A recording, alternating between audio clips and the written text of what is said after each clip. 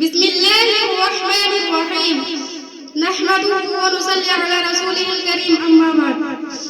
আজকে আমাদের জামিয়াতুস সলিহা মাদ্রাসাতুল বানাত কর্তৃক আয়োজিত দাওরাবাদী শিক্ষার্থীদের এই বিদায় অনুষ্ঠানে সম্মানিত সভাপতি ও আমাদের জামিয়ার প্রধান শিক্ষক হযরত মাওলানা নওশাদ আলী সাহেব, শ্রদ্ধেয় শিক্ষক শিক্ষিকা ও সম্মানিত বিশেষ অতিথি, অত্র জামিয়া প্রাঙ্গণে বনেরা উপস্থিত সকলকে জানাই আমার সালাম। আসসালামু আলাইকুম ওয়া রাহমাতুল্লাহ।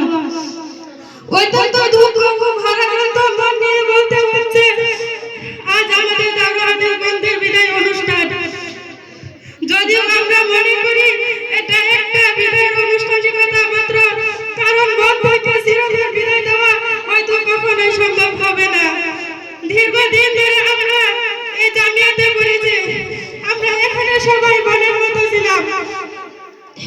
আপনাদের অনুভব করে আমরা এগিয়ে গিয়েছি, আপনাদের নিকট আমরা অনেক কিছু শিখেছি।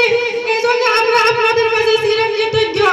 কিন্তু ইচ্ছে না থাকা সত্ত্বেও আপনাদেরকে আজ অত্র জামিয়া থেকে বিদায় দিতে ইচ্ছে। এই বিদায় শব্দটি উচ্চারণ করতে হৃদয় দুলবার করে উঠছে বারবার। আপনাদের স্নেহে ছায়ায় দীর্ঘদিন আঙ্গিনায় কাটিয়েছে একসাথে। যখনই ভাবছি আপনাদেরকে বিদায় দিতে হবে, তখনই এই মনটা যেন ভেঙে টুকরো টুকরো হয়ে যাচ্ছে। তাই তো কবির ভাষায় বলতে ইচ্ছে হয়, যেতে নেই দিব হয় তবু যেতে দিতে হয়, তবু চলে যায়।